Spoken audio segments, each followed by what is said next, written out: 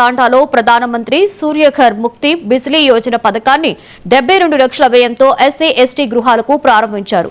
2 కిలోవాట్ల solar roof top యూనిట్లను MLA Kandikunta Venkat Prasad అందజేశారు. పేద మధ్యతరగతి కుటుంబాలకు ఆర్థిక భారాన్ని తగ్గించడానికి, ఇంధన రంగంలో స్వయం సమృద్ధి సాధించడానికి ప్రవేశపెట్టిన ఈ పథకానికి ప్రజల నుండి మంచి స్పందన లభిస్తోంది.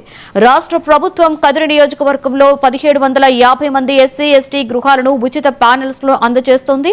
ఈ కార్యక్రమంలో CGM Tirupati Sampath Kumar, executive engineer Krishnadev, AD Srinu Naik, AE Srinivasarao Naik, కూటమి శ్రేణులు పెద్ద ఎత్తున పాల్గొన్నారు.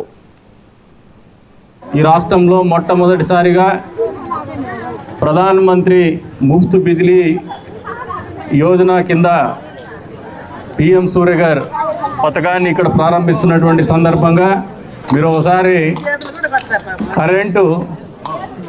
కరెంటు కష్టాలు మామూలు కాదు. ఈ మధ్యకాలంలో ఆడోళ్ళు కానీ రైతులు కానీ కరెంటు కష్టాల గురించి ప్రస్తావించడంలే. వాస్తవమే కదా, గడిచిన 5-6 ఏళ్ళుగా. దీనికి కారణం ఏమంటే చంద్రబాబు నాయుడు గారు చూపించినటువంటి చొరవ.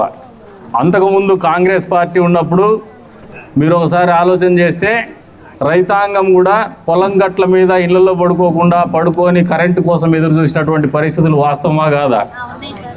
అంతేకాకుండా లో వోల్టేజ్ సమస్యతో మోటార్లు కాలిపోయే సమస్య వాస్తవమా కాదా? ఊర్లలో కూడా లో వోల్టేజ్ సమస్యతో ఎప్పటికప్పుడు ఇబ్బందులు పడినటువంటి పరిస్థితులు వాస్తవమా కాదా? ఎప్పటికప్పుడు విద్యుత్ ఛార్జీలు పెంచుకుంటూ పోయినటువంటి పరిస్థితులు వాస్తవమా కాదా?